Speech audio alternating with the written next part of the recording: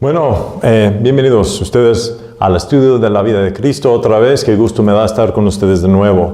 Hoy día vamos a hablar de las palabras que Jesús dijo en la cruz. Si están tomando notas, puede ponerlo así el título, las palabras de la cruz de Jesús.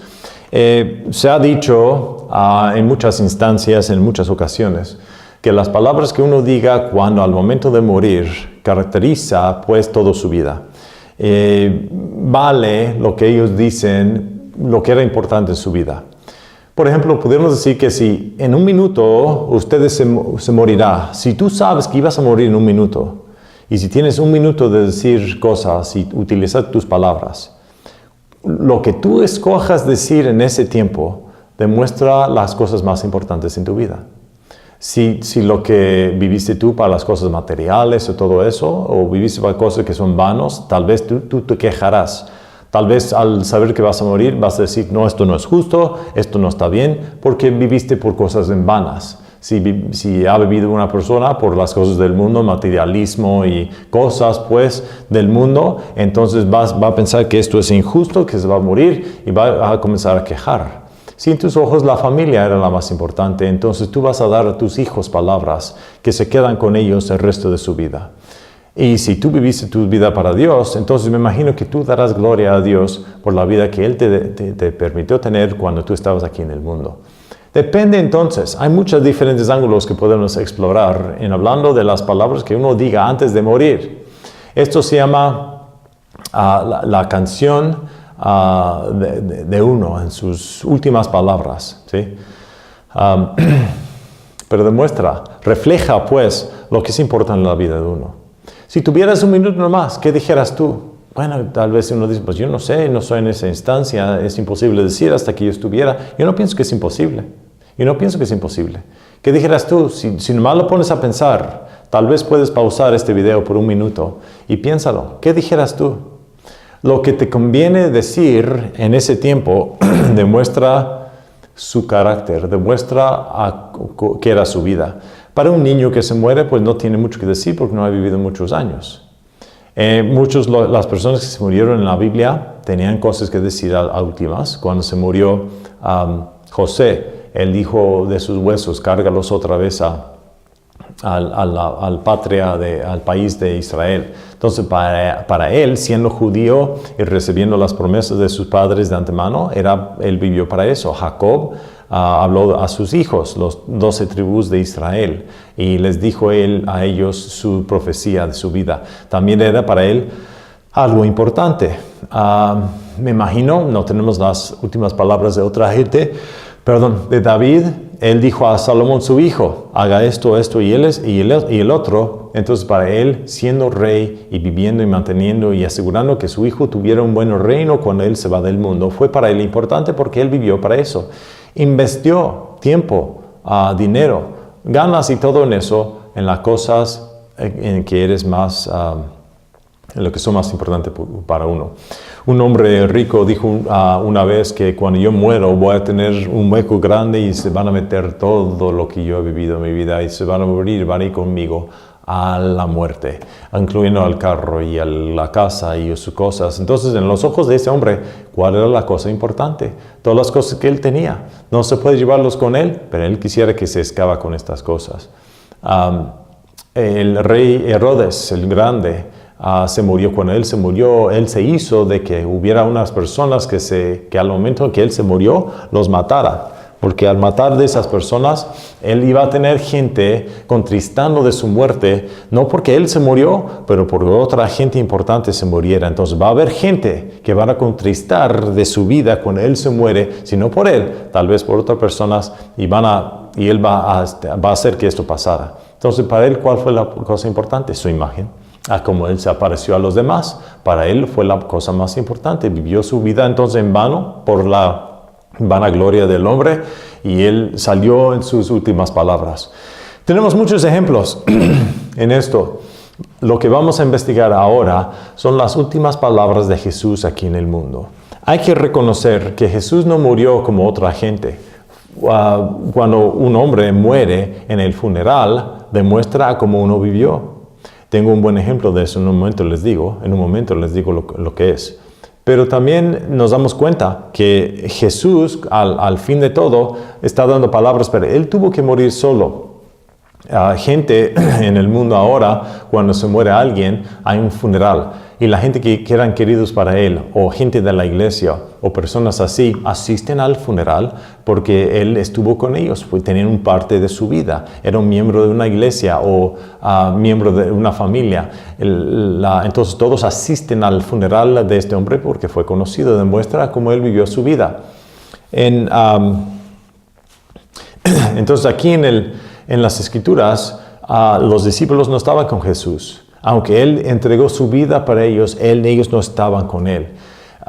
Entonces hay diferencia, aunque también en el mundo hay gente que no están en el funeral, que deben estar ahí, pero no dan gracias a Dios por la vida de esta persona. Son muy egoístas, viven por sí y ni siquiera van al funeral. Me imagino que pasa que cuando los padres mueren, hijos no están tal vez, porque viven sus vidas egoístas y ya no tienen relación con el Padre. Esas cosas tristes también pasan.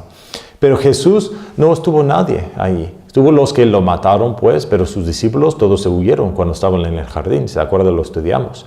¿Por qué? Porque Jesús tuvo que morir solo.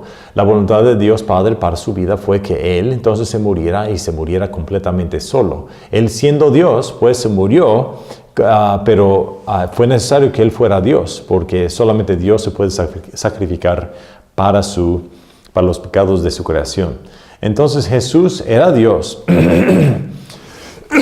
pero era la parte de Dios que tuvo que morir y sacrificarse. Si se da cuenta, fue necesario que Dios se encarneciera, porque si no fuera así, no pudiera derramar la sangre y no sería posible morir tampoco. Fue necesario que Él se encarneciera, y cuando eso pasó, entonces mantuvo la posición de un ser humano y se puso bajo obediencia a Dios Padre, aunque son uno. Entonces,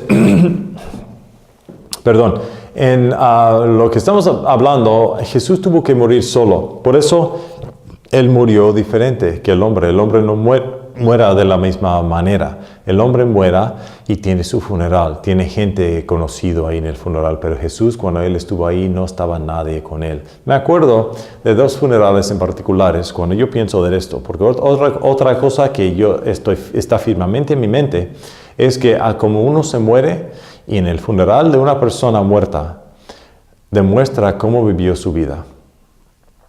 Por ejemplo, aquí en esta iglesia, hace años para atrás, si te vas al auditorio, acá, para este lado, ves ahí una placa y ahí dice el nombre de un hombre, Darcel McCoy se llama. Y ese hombre, entonces el edificio, cuando rehicieron este edificio, fue dedicado a él, a este hombre. ¿Quién era él? Él era un evangelista. Él cantaba. Él fue a muchas iglesias y predicaba y cantaba. Él se nació aquí cerquita en Gary, Indiana, y él vivió su vida, se creció ahí, como lo entiendo.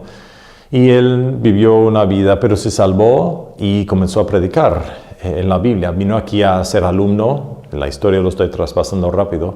Se hizo alumno y se hizo evangelista.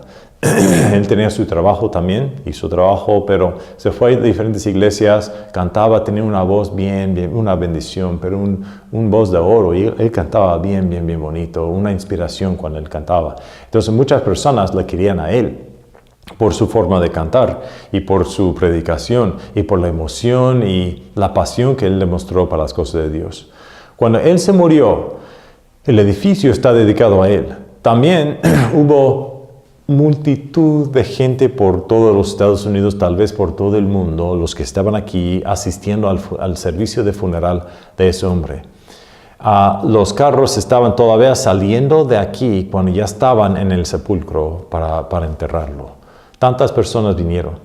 Fue bien amado, fue una vida dedicada a los demás y tratando pues a llegar a la gente con buena predicación y con el evangelio y con todo lo que le había pasado a él. Y él murió entonces en un choque, no murió por enfermedad. De un momento a otro, él estaba yendo de su casa para acá, creo, y él estaba con su hija y se chocaron. Ella vivió, él se murió y él estaba en el lado del choque, pero se murió él. Eso fue, y me imagino que por la manera en que él se murió y la vida que él se llevó, Y era un hombre tan popular que él vino y tuvo un funeral increíble y memorable, sin igual. Porque él vivió por las cosas de Dios y se sacrificó por los demás. En cambio, vemos a otro hombre. Yo ni sé su nombre, pero cuando yo estaba en Nueva York visitando a mi suegro que era pastor en ese tiempo, y alguien llamó a la iglesia, a su casa, y le pidieron a él que si él era una casa de funeral, y le pidieron a él que si él pudiera hacer el funeral de un hombre que se había muerto. Y él dijo, ¿quién es? No sabía escuchar el nombre de este hombre, pero el hombre puso a la iglesia de él como su iglesia porque tal vez hubo gente de la iglesia que lo visitaron y es la única iglesia que él sabía. Entonces le pidieron que pusiera un nombre de una iglesia cuando se iba a morir y puso esa iglesia porque fue el único, me imagino, la única que él sabía. No se sabe exactamente, pero presumo que eso era. Él me dijo a mí, bueno, yo hago el servicio y si no hay nadie, pues sí, lo hago, no hay problema. Él me imaginaba que iba a ser una ventaja porque él pudiera darle el evangelio a los miembros de la familia de este hombre. Y él me dijo a mí, puedes venir a asistirme con esto, puedes orar, hacer y participar en parte del servicio conmigo. Yo le dije, claro que sí, vamos, no hay problema. Al llegar ahí, nos llegamos ahí, estaba nevando, era en diciembre o en enero, porque estábamos ahí para la Navidad. Y estaba nevando. Y nos entramos ahí, yo y él, y el director del funeral también estaba ahí. Vino la hora del servicio y nadie vino. Se pasaron 10 minutos, 15 minutos, no exactamente cuánto tiempo, pero estábamos ahí hablando con el director del funeral, dando a él el evangelio, y estábamos esperando, no había nadie, no había para quién dar un servicio. Hasta que al fin de mucho tiempo vino un hombre, viejito, ya enfermo, vino también del asilo de ancianos y tenía 2 personas con él que los estaba guiando a la casa de funeral. Cuando llegaron ahí, venimos pues a reconocer de que este hombre era el gemelo del que se murió. Se veían igual, pues, ahí estaba el cuerpo de este hombre y se da cuenta que, pues, si no era gemelo, eran familiares, pero viene siendo que eran gemelos. El gemelo entonces también estaba enfermo, me imagino que estaba en el mismo lugar que su hermano, y él vino al servicio de funeral para asistir al servicio de funeral con su hermano. Y los 2 que estaban con él vinieron para él porque no pudo salir este hombre solo. Entonces había 3 personas en el funeral de este hombre. Y tenía sus años. Yo no sé qué tantos años tenía, pero si es el gemelo de este hombre, tenía, me imagino, 60 tal vez, más o menos. Y ya tenía familia. Dice, si me acuerdo bien, tenía hijos, más que un hijo. Si me acuerdo bien, era 4, no estoy seguro, pero creo que eran 4. Entonces, él tenía hijos, nadie estaba ahí. Él tenía familia, nadie estaba ahí, menos el hermano. Y solamente porque se vivieron juntos, tal vez.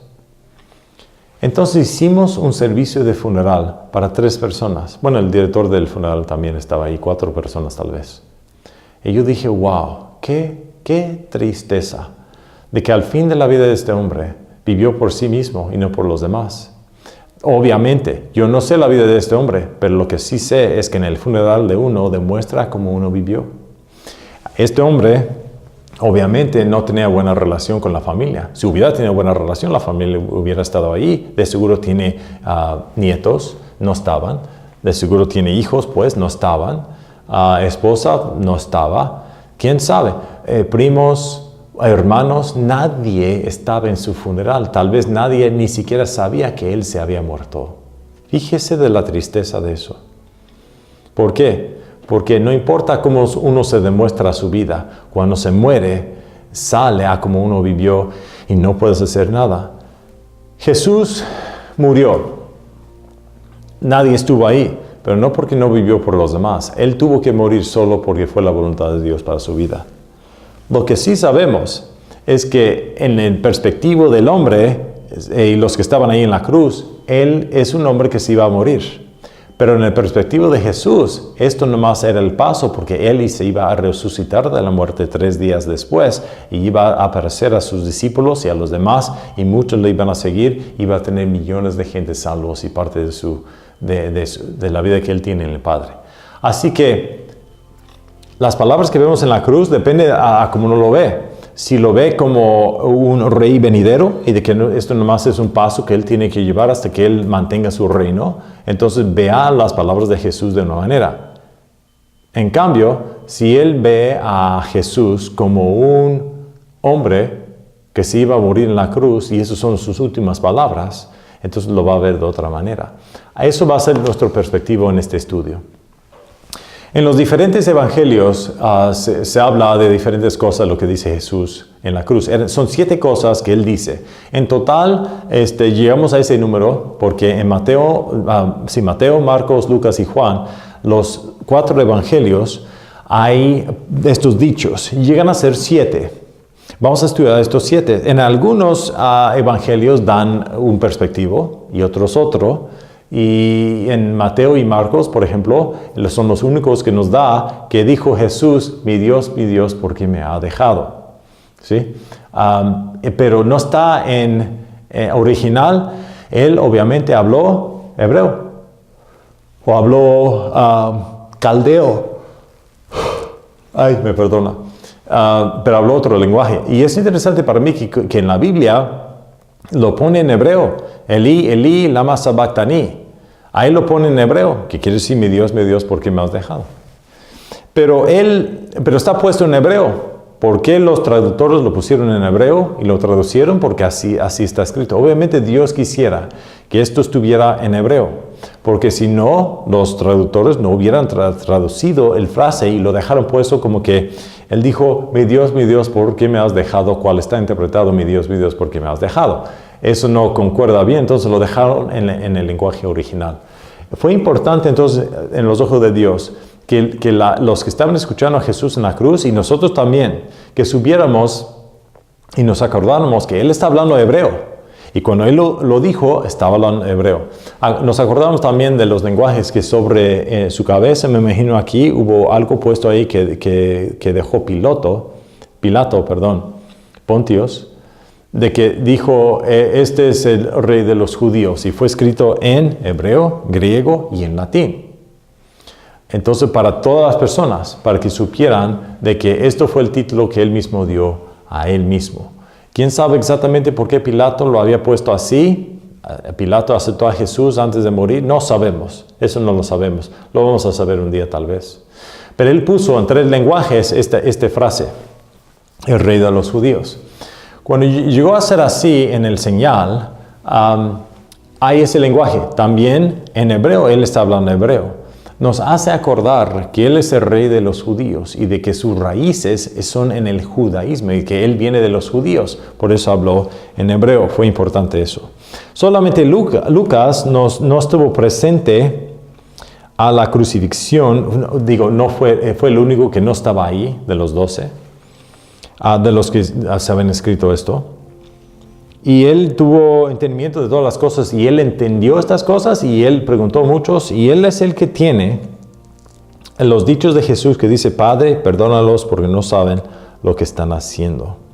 También en Lucas es el que nos da la historia de los ladrones y lo que dijo el ladrón a Jesús y lo que dijo Jesús al ladrón, que este día tú estarías conmigo en el paraíso. Eso también en la perspectiva de Lucas. En Juan vemos el único lugar donde él se menciona a su mamá, cuando Jesús dijo, he aquí su mamá, y a ella, he aquí su hijo. Solamente Juan demuestra eso. Tiene este sentido porque Juan escribió el mismo evangelio. Entonces, ahí Juan también tenemos grabado que él dice, se terminó. Esto, cuando Jesús dijo, se terminó, esto está grabado por nosotros, pues aquí, por Juan solamente. Y el evangelio de Lucas dice que, Padre, en tus manos te doy mi espíritu, y por decir esto, se murió o entregó el fantasma, sí se murió, se falleció. Cuando esto pasó, entonces vemos entero que los diferentes evangelios, las diferencias tienen que algunos nos dan algunas frases y algunos nos dan otras frases por investigar todos los evangelios. Entonces sabemos que en total hay 7 cosas que Jesús dijo en la cruz. Algunas de los 7 los dice los 4 evangelios, otros son cosas distintas y las diferencias. Ok, vamos a hablar ahora de las cosas en común. Vamos a ver lo que dicen todo, ¿sí? Entero. o mejor dicho, no solamente las cosas en común, pero las cosas particulares, ¿ok? Mejor dicho, los dichos particulares. Ok, ¿qué dijo Jesús en la cruz? Son 7 cosas que Él dijo entero. Vamos a llevar uno por uno, averiguar lo que Él dijo, tal vez por qué lo dijo, llegar a ciertas conclusiones y averiguar lo que dice también en el Antiguo Testamento perteneciendo al dicho.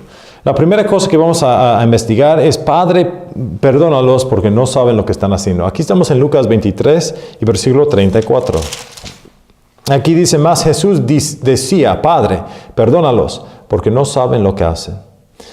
Padre, perdónalos porque no saben lo que hacen. Ahora Él está orando al Padre. Desde este momento, cuando Jesús está en la cruz, obviamente Él todavía tiene relación con el Padre. Entonces, los pecados de todo el mundo todavía no están puestos en Jesús. Él está en la cruz, está crucificado, pero nos imaginamos que vino un tiempo en cuando los pecados del mundo estaban puestos sobre Jesús. Pero en este momento todavía no, porque sabemos que cuando Él se hizo pecado para el hombre, Dios Padre dobló su espalda hacia su Hijo. Obviamente este evento no se había pasado porque Él está orando a Dios Padre. Y Él dice: Dios Padre, perdónalos. Algo interesante que en Isaías 53, 12, en ese versículo, ahorita lo vamos a investigar, pero en Isaías 53, 12, todo el capítulo de Isaías 53 habla de el Mesías en su sufrimiento. Entonces Isaías 53 y versículo 12 dice aquí: por tanto yo le daré parte con los grandes y a los fuertes repartirá despojos, por cuanto derramó su vida a la muerte y fue contado con los transgresores, habiendo él llevado el pecado de muchos y orado por los transgresores. El dicho aquí dice que Padre, perdónalos porque no saben lo que están haciendo. Esto dice aquí que por tanto yo le daré parte con los grandes y los fuertes repartirá despojos. Dice que Él intercedió por los transgresores. Dice aquí, mejor dicho, y fue contado con los transgresores, habiendo Él llevado el pecado de muchos. Aquí en Isaías 53, 12 se habla de que Jesús hizo intercedor para los transgresores. En cuando Él está en la cruz, entonces bajo Él hay los soldados romanos que están averiguando quién va a tener pues la ropa que tuvo Jesús. Entonces estaban adivinando, pues tal vez con dados o tal vez con lo que sea, pero lo están adivinando a ver quién gana pues la ropa de Jesús, y lo están haciendo ahí mismo. Haz de cuenta, fíjese de lo mal educado es eso, fíjese de lo falta de consideración. Que aquí está Jesús muriendo en la cruz y la ropa que Él tenía, ahí lo están vendiendo bajo Él. Él está en sufrimiento, horriblemente sufrido, y también está desnudo porque no tiene la ropa. Y aquí los hombres están averiguando quién va a ganar la ropa, como que no es nada, esta ropa de alguien que es condenado, vamos a ver quién lo gana. Y están haciendo un juego con la ropa de uno que es condenado. Una falta de consideración altísima. Pero así lo hicieron. Aún Jesús, cuando ve a ellos, si hubiera vivido una vida para Él mismo, hubiera dicho: estos, Padre, mátalos, condénalos, porque estos me están burlando a mí y yo no hice nada mal. Pero Jesús no vivió por sí mismo y por eso no dijo eso en la cruz. En vez de decir eso, Él en su espíritu dijo: Padre, perdónalos porque no saben lo que están haciendo. Utilizó sus últimos momentos, por lo menos aquí en este tiempo, que tenía relación con Dios Padre, porque aquí en poco de tiempo va a tener la relación que Él tiene con Dios Padre, se va a quebrar. Pero para este momento lo tiene. Y está utilizando los momentos que Él tiene relación con Dios Padre para decirle o pedirle que Él los perdona a los que están menospreciando a Él mismo. ¿Por qué? Pues lógicamente Jesús siempre vivió por los demás. Él no vivió por sí mismo, vivió por otros. Y por eso lógicamente hubiera querido que Dios Padre perdonara a los pecadores, porque eso fue toda su vida. En Isaías demostraba también esto. Él está llenando profecía también. Y Él demostró Él enseñó a los discípulos la misma manera de perdón. Cuando Jesús dijo que amara a los enemigos y orara por los que te maltratan, Él enseñó a sus discípulos comportarse de esta manera. Y Él está dando un buen ejemplo a ellos también y a nosotros, que aunque te están maltratando, tú condúcete de una manera cual es diferente. Si hubiera sido una persona normal tal vez, o en la carne, hubiera dicho Jesús, mátalos, o algo así, hubiera dicho. Pero palabras contra ellos van a hacer esto a mí, yo los voy a hacer esto. Y así es el sentido, cuando uno está en la carne. Pero algo diferente es que cuando en vez de hacer eso, uno pide perdón. Eso solamente se hace por el Espíritu Santo de Dios. Nos dicen en diferentes partes de la Biblia que el Espíritu Santo de Dios mora en nosotros y eso nos hace perdón a los demás. En nuestra carne, en nuestro modo de ser, no tenemos eso, pero en el Espíritu sí lo tenemos. Dice en Romanos 8, dice en 2 de Timoteo capítulo 1, que el Espíritu Santo de Dios mora en nosotros. Ese Espíritu Santo de Dios nos hace hacer cosas que en la carne sería imposible hacer. No sé si ustedes han escuchado de Corrie ten Boom. Corrie ten Boom es una señora que vivió durante la Segunda Guerra del Mundo. Era no se puede decir una joven en ese tiempo. Y ellos estaban protegiendo a los judíos en ese tiempo cuando los de Alemania estaban queriendo matarlos. Y ellos entonces querían proteger a los judíos. En su casa ahí tenían judíos escondidos, protegiéndolos, dándoles de comer para que no se matasen. Hubo muchos cristianos que hicieron eso en ese tiempo. La familia ten Boom era uno de ellos. Se reconocieron los soldados que ellos estaban escondiendo a gente ahí. Y cuando eso pasó, los dueños de la casa también fueron tan condenados como los judíos. Condenados con ellos por haber protegido a gente que en los ojos del gobierno y el sistema en ese tiempo eran condenados. Cuando eso pasó, ella y su hermana se fueron fueron a preso, pues, y fueron al mismo lugar donde maltrataron a los judíos bastante y lo trataron como animales ahí. Y lo hicieron que se quitaron la ropa y todo eso, y eran mujeres y estos eran hombres, y se burlaban de ellas, y estaban viéndolas y haciendo cosas horribles y feos sobre ellas en su condición horrible. Y la hermana de Corrie era una muchacha bonita, dicen, y los soldados estaban viendo a ella y menospreciándola y tratándola de una manera horrible. Y esto era una señorita cristiana, decente. Ella no hiciera estas cosas, pero aún estaban tratando mal. Y fue una cosa horrible. Entonces Corrie se metió en la cara y vino a ser. Lo increíble de esa vida es que años después estaba asistiendo, eran cristianos, ella estaba asistiendo a una iglesia y le hicieron a esta señora hablar en muchas iglesias, dar la historia de ella y porque fue tan interesante lo que se le había pasado. Ella estaba hablando en una iglesia y se asomó a ella un hombre. Era el mismo hombre, increíblemente, el mismo hombre que se había burlado de su hermana, cuando estaban bajo presos. El mismo hombre, el que guardaba, el que burlaba, el que trataba horrible a ellas, él mismo estuvo ahí. Y él se convirtió y se hizo cristiano. Él vino a ella, extendió la mano y pidió perdón por haber hecho lo que él había hecho a ellas. En ese momento, Corrie inmediatamente al principio se le metió en la carne y ella no quiso dar la mano, porque este es el hombre que nos hicieron cosas tan malas. Nosotros podíamos entender eso, yo puedo entender ese sentido. Pero luego nos dice, no me acuerdo exactamente las palabras que ella utilizó, pero ella dijo que con eso me vino un diluvio de misericordia y de amor. Y cuando eso pasó, ella estaba operándose en el amor de Jesús y no en su propia carne. Extendió la mano y aceptó el perdón que él estaba ofreciendo. Si no hubiera hecho eso, si Corrie hubiera no perdonado a este hombre, hubiera quedado toda su vida, el resto de su vida, con el sentido que pudo haber perdonado a este hombre y no lo hizo. Hubiera tenido que vivir con ese sentido, pero lo hizo. Y solamente lo hizo por el Espíritu Santo de Dios que moraba en ella, porque era salva. Ese mismo Espíritu es el Espíritu de Jesús que vemos en la cruz cuando Él dice, perdónalos porque no saben lo que están haciendo, no saben lo que hacen. El segundo dicho en la cruz es cuando Él está hablando al ladrón en la cruz.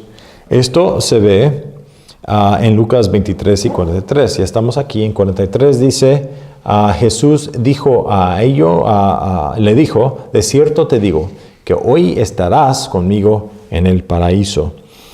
Entonces, él ya se había dicho, perdónalos. Vamos a investigar un poco, explorar un poco el sentido de estos ladrones. Sabemos que en medio estuvo Jesús. Al lado de él hubo un ladrón. Al otro lado era un ladrón. Nos dicen que eran ladrones. Tal vez eran peores que eso, pero nos dice la Biblia que eran ladrones. Por lo menos robaban. Y estos dos estaban ahí con Jesús, condenados igual, o Jesús pues condenado igual como ellos, aunque él nunca se había robado nada, no se hizo nada mal, pero ahí está con los hombres que están condenados. Al principio estos hombres estaban operando en la carne. Y dice uno, si tú eres hijo de Dios, quítanos de estas cruces. Vamos a vencer a estas personas. Si tú en verdad eres un rey, acuérdense que arriba decía rey de los judíos. Si en verdad tú eres un rey, quítanos de aquí pues entonces. Si eres tan grande como dices, pruébalo. Quítanos de aquí, a ver si podemos vencer a estos. Vamos a hacerlo. Y el que estaba al otro lado, dice la Biblia, que también echaba estos en los dientes. Eso de echar, así, acusar, quiere decir diabolas en griego. Esto es algo diabólico, pero lo estaban acusando. Los dos igual. Lo increíble es que algo pasó, traspasó tiempo, y ese ladrón en la cruz, por alguna razón, ya no vio a Jesús tanto como lo había visto antes. Tal vez escuchó a Jesús decir a los que estaban vendiendo o averiguando quién recibiera pues a su ropa, que le dijo, perdónalos. Tal vez era eso. Tal vez era que cuando lo acusaban él no dijo nada. Se cerró la boca, estaba aguantando el dolor de la cruz, pero con un sentido, con una gravedad que él no tenía. Yo me imagino que se notó uno de los ladrones, se notó que Jesús se actuaba de otra manera que no estaba acostumbrado. Yo me acuerdo que cuando yo me acerqué a Jesús, yo me conecté el sentido de querer a las cosas de Dios con un hombre de esta iglesia. A como él se conducía a la vida, me anoté yo. Y por anotar esto, entonces yo me di cuenta que era diferente. Y eso fue para mí atractivo, si me entienden, porque yo tenía curiosidad por cómo es que este hombre se opera de esta manera, que tiene él que no tengo yo. Al fin que yo dije, yo quiero lo que él tiene, porque yo quiero operarme de la misma manera. Me imagino que es por eso, tal vez el ladrón lo está viendo esto. Pero cuando vio todo esto, se cambió de corazón y se arrepintió. ¿Cómo sabemos que se arrepintió? Porque él dijo al otro ladrón, básicamente, silencio. Este hombre no dijo nada mal. Nosotros somos condenados y con razón, pero él no hizo nada mal. Debemos ser condenados porque somos pecadores. Eso es arrepentimiento. Entiende esto, que el arrepentimiento es necesario para la salvación. Y uno que se siente arrepentido es porque de corazón se da cuenta que es pecador y ya no quiere el pecado. Ha vivido en los resultados del pecado y ahora estos dos ladrones pues se dan cuenta que ahora están colgados en la cruz, estas cruces, y se dan cuenta que están ahí porque son ladrones. Uno quiere salirse porque no piensa que es tan mal y se está dando excusas por su mal comportamiento, y el otro se da cuenta que es pecador y se da cuenta que es digno de recibir el castigo de lo que está recibiendo. Él vio entonces a Jesús y él dijo, ya arrepentido, Señor. Él lo dijo Señor, aceptando a la persona de Jesús. Hermanos, hermanas, ¿qué es la salvación? Simplemente cuando uno se arrepiente de los pecados y acepta a Jesús. Eso es la salvación. Es la salvación. No está tan claro como este ladrón en la cruz que está crucificado con Jesús. Se arrepintió, dijo, somos dignos de recibir este castigo porque nosotros somos ladrones. Pero este no ha hecho nada mal. Señor. Y luego dijo, acuérdese de mí cuando entras en tu reino. ¿Cómo supo él del reino de Jesús? Pues tal vez lo había escuchado antemano. Tal vez había escuchado la predicación de Juan el Bautista. No estamos hablando de muchos años para atrás. Tal vez había escuchado también lo que decía Jesús y su enseñanza también. Pero también arriba de Jesús hay esa placa, el rey de los judíos. Tal vez puede ser que solamente por ver a él, su comportamiento, su cambio de corazón y su arrepentimiento, y viendo que la placa dice rey de los judíos, aceptó que este hombre es un rey y que va a tener un reino y él quiere ser un ciudadano del reino de este hombre. Jesús. Señor, acuérdese de mí cuando entres en tu reino. Entonces, él está pensando en cosas en el futuro. Lo increíble es que le dice Jesús, hoy día tú vas a estar conmigo en el paraíso. Hoy día. Entonces, este hombre estaba viendo en el futuro, pero Jesús dice, no. no en el futuro. Tú vas a estar conmigo hoy día. Nomás va a traspasar un poco de tiempo y vas a estar conmigo. No te preocupes. Bueno, no dijo eso, pero nomás quiere decir que cuando se muere Jesús va a ascender en el cielo y Él va a llevar a la cautividad cautiva. Quiere decir que los que están esperando que Jesús se muera, para que ellos reciban sus cuerpos de resurrección, están esperando que Jesús se muera, porque Él es el primer fruto de la resurrección. Se tiene que morir a Él antes de que ellos también reciban sus cuerpos. Jesús se murió. Ya que se muere, se ascendió al cielo, recibió su cuerpo, pues, y los demás también se fueron con Él, incluyendo a este ladrón en la cruz. Qué increíble es eso. Pero Él dijo, hoy día estarás conmigo en el paraíso. Número 3, vemos esto en Juan, capítulo 19 y 27. Juan 19 y 7. Aquí en Juan 19 y 7 dice, respondiéronle los judíos, nosotros tenemos una ley y según nuestra ley debe morir porque se hizo el Hijo de Dios. Qué bueno versículo es eso, pero no es 7, es 27. Y luego dice al discípulo, ahí tu madre. Y desde aquella hora el discípulo la recibió en su propia casa.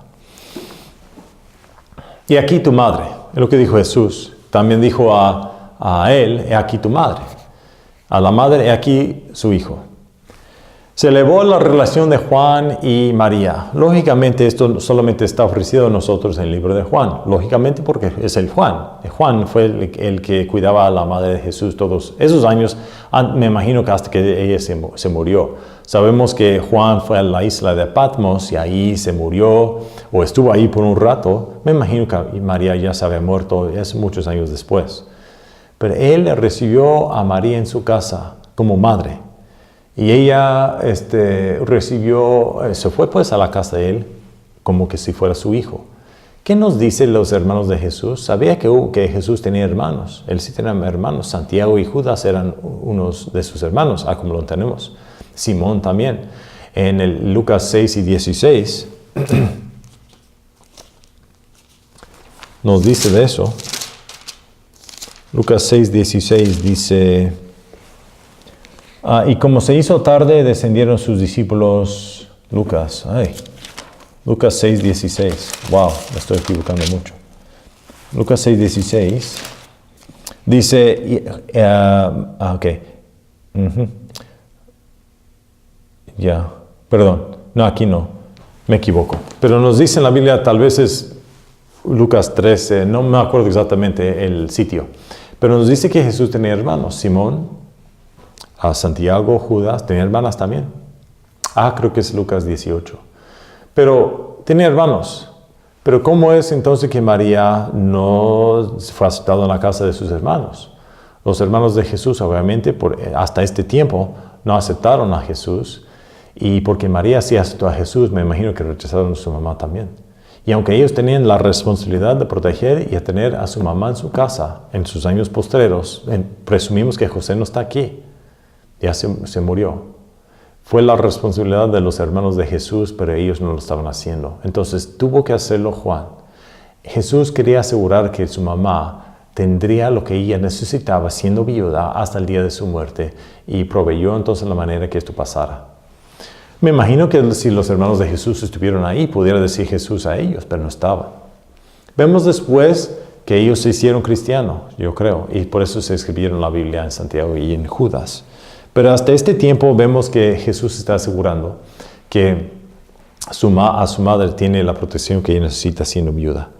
Número 4, entonces tenemos, he aquí tu madre, a este día estarías conmigo en el paraíso, y Padre, perdónalos porque no saben lo que hacen. Número 4, vemos en Marcos 15 y 34. Marcos 15 y 34. Y esto es la profecía que tenemos exactamente en Salmos 22 y 1. ¿Ok? Entonces él dijo, Elí, Elí, samabakthani, en Marcos 15 y 34. 15 y 34, a ver. Y en la hora de nona exclamó Jesús a gran voz diciendo, Eloí, Eloí, lama sabactani. También en Mateo dice, Eli, Eli, lama sabactani. Casi igual, una letra de diferencia. Tal vez aquí es caldeo y el hebreo es el que está en Mateo. Sabemos que en el libro de Mateo eso está en hebreo. Eli, Eli, lama sabactani. Quiere decir, mi Dios, ¿por qué me has dejado? ¿Por qué me has abandonado? Y si hubiéramos visto en Salmos 22.1, en la Biblia de los Hebreos, también dice lo mismo. Eli, Eli, lama sabactani, me imagino. Porque Jesús aquí está hablando en hebreo, y está utilizando de memoria el versículo en Salmo 22.1 que dice la misma cosa. Pero también en ese momento, Dios Padre se hizo pecado por el mundo. Entendemos eso porque está hablando del Dios Padre. Antes decía, Padre, perdónalos porque no saben lo que hacen. Pero algo de ese momento, y ahora que Dios Padre dobló su espalda, lo dejó, lo abandonó. ¿Por qué? Siempre tenía relación el Hijo con el Padre, nunca no tenían. ¿Por qué no lo tenía ahora? Porque fue abandonado de Dios Padre, porque se hizo pecado. Los pecados de todo el mundo estaban puestos sobre Jesús. Sabemos que eso es cierto. Él envió al Hijo para ser pecado por nosotros, no sabiendo pecado, no conociendo el pecado, no sabiendo el pecado, para que nosotros hubiéramos sido la justicia de Dios en Él. Entonces Dios Padre envió a su Hijo, o el parte de Dios que se encarneció, y se hizo obediente al Padre hasta la muerte, y sobre Él se puso los pecados del mundo. Él sufrió por nuestros pecados. Eso es en la Biblia, es obvio. En Isaías 53, en el Antiguo Testamento, dice que Él sufrió por nuestras transgresiones y por nuestras iniquidades, sufrió.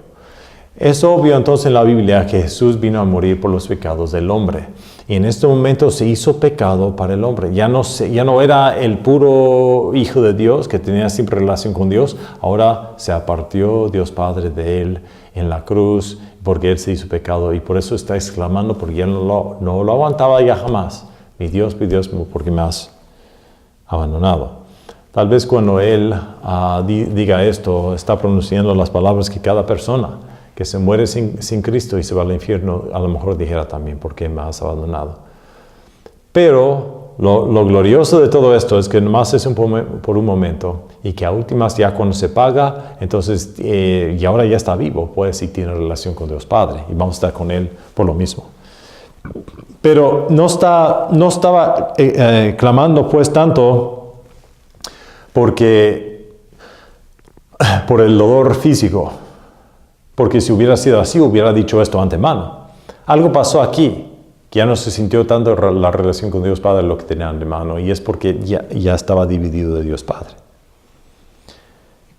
El quinto, dice en Juan 19 y 28, no lo vamos a ver porque es tan sencillo. Él nomás dice, yo tengo sed. Así dijo él. Cuando él dijo eso, estaba expresando su humanidad. En Salmos 69 y 21, dice aquí, vamos a ese, Salmos 69 y 21. Mucho de lo que dijo Jesús en la cruz está grabado por nosotros en los Salmos y en el Antiguo Testamento. Salmos 69.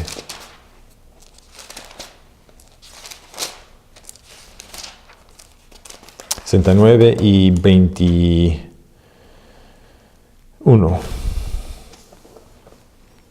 Y pusieron en mí comida y en mi sed me dieron a beber vinagre. Está hablando de las palabras de Jesús. Aquí está hablando de algo que pasaría en el futuro. Cuando ya estaba Jesús en la cruz, él mismo lo dijo, que tengo sed. Y sabemos que también le dieron vinagre para tomar. Pero esto clamando de que él dice que tiene sed.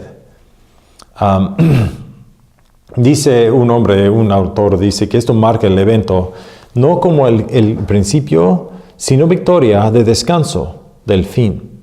Porque cuando él dijo, yo tengo sed, los pecados del mundo ya fueron puestos sobre él. Me imagino que ahora ya está hecho eso, ya se hizo. ¿Quién sabe cuánto tiempo? No sabemos, pero ya se hizo.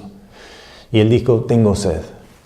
Y cuando esto pasó, vio a todas las personas, tal vez esta aclamación para agua, sería lo mismo de las almas que se encuentran en el infierno, que no hay descanso y no hay agua para ellos, no la hay, y no la va a haber para una eternidad, para ahí van a estar con sed. Y Jesús diciendo que yo tengo sed, pero no se le dio a ella. Acuérdese que Él hizo pecado por nosotros. Sufrió en parte lo que sufren las personas que están en el infierno. Pero todavía están ahí. Hermanos, entienden que es importante tener la mente en el infierno. Porque aunque nosotros no somos los que somos salvos, hemos arrepentido y aceptado a Jesús tanto como el ladrón en la cruz. Y si no lo has hecho, recomiendo que lo haces ahora mismo. Apaga esto y hágaselo ahorita. Arrepiente de sus pecados, acepta a Jesús como Salvador y pregúntale a Él que te salve. Pero los que somos ya salvos, entonces tenemos relación con Jesús y lo que Él dice de clamación, de que yo tengo sed, sería la clamación de tantas billones de personas que se van al infierno a morir. No es la voluntad de Dios que ninguno se perezca, más que todos vengan al arrepentimiento, pero no lo van a hacer porque el corazón del hombre es duro y el Dios de este mundo los tiene ciego. Tengo sed. El sexto, aunque dice que yo tengo sed, pero esto es una palabra de triunfo. Sí, triunfo. En Juan 19:30 simplemente dice que se terminó, se acabó, se terminó. Quiere decir que ¿qué se terminó? Bueno, estas tres palabras son muy importantes, porque ya después de eso nomás dice una cosa más y se muere. Pero dice, se terminó. Todo lo que fue necesario para comprar las almas de los hombres, derramamiento de sangre, siendo abandonado del Padre y siendo pecado de todo el mundo, fue puesto sobre Él, ya se terminó. Y lo bueno es que se terminó. Todo lo que Él vino, todo el propósito de su vida, desde el principio hasta el fin, aquí se cumple completamente y ya lo hizo en la cruz y Él dice, se acabó. Se terminó, ya no se hace más, ya no la haya. Y se cumplió. En griego, quiere decir, esto es uno de las palabras que se utilizan, esto es de pagar. Entonces, se puede decir también que él dice, se apagó, está pagado. Todo lo necesario para pagar por las almas del hombre ya está hecho. El sufrimiento se terminó. Separación de Dios Padre también se terminó. Separación del hombre y de Dios también se terminó y se proveyó camino para la redención del hombre. Él dijo, se terminó. Y luego, séptimo, Él dice, ya después de esto, nos dice en Lucas 23 y 46, Padre, en tus manos comiendo mi espíritu. Vamos a verlo en Lucas 23 y 46. 23 y 46. Entonces Jesús, clamando a gran voz, dijo, Padre, en tus manos encomiendo mi espíritu. Y habiendo dicho esto, expiró. Dijo, se terminó, Padre, en tus manos encomiendo mi espíritu. Les entrego mi espíritu y se murió.